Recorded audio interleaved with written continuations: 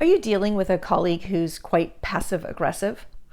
Now, I know you may be thinking that someone who's passive aggressive isn't worth your time or effort, that passive aggressiveness is a really lazy, nasty kind of way of going about things.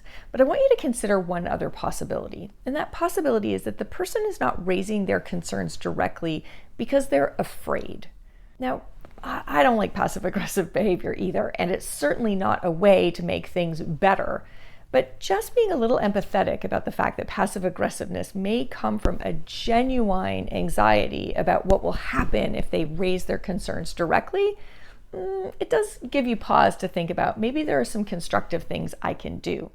So in the case of somebody who is not raising concerns directly, but instead they're sort of whispering at the hallway or having the meeting after the meeting or being sarcastic or snide, in those cases, you want to think about two halves of the equation. You want to think about, how do I make it feel less unsafe, less risky to raise or broach the topic directly? And how do I make it feel more uncomfortable to continue being passive aggressive about it? So let's talk about, how do you make it easier for them to say it directly? Well, you're going to do things like say, hey, I noticed in the meeting today that you kind of got off that one-liner about the project, but I sense there was something beneath that.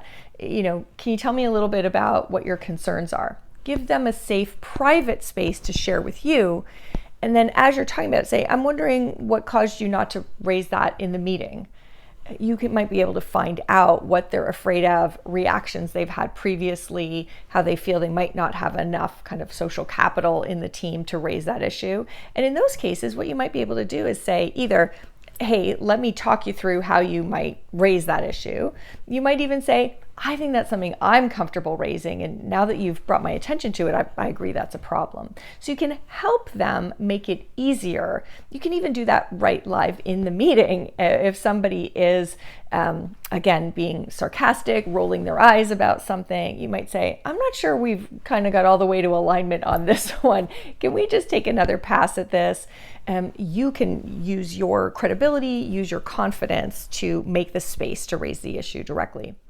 And then on the other half of the equation, making it less comfortable, we're not trying to spook this person who probably already feels quite anxious and uncertain, but you are trying to say, I'm really worried if you raise these issues behind the scenes, or if you don't, create a direct path, that this misalignment in our team is just going to get worse. You're going to be resenting folks, and people are going to stop trusting that they can believe what you're saying. I'm really worried about the cost of not broaching this directly. So you're trying to help the person understand both that it's actually can be easier than they think to raise something constructively, and there are more costs and downsides to being passive aggressive than they're thinking about. So weigh in on both of those sides.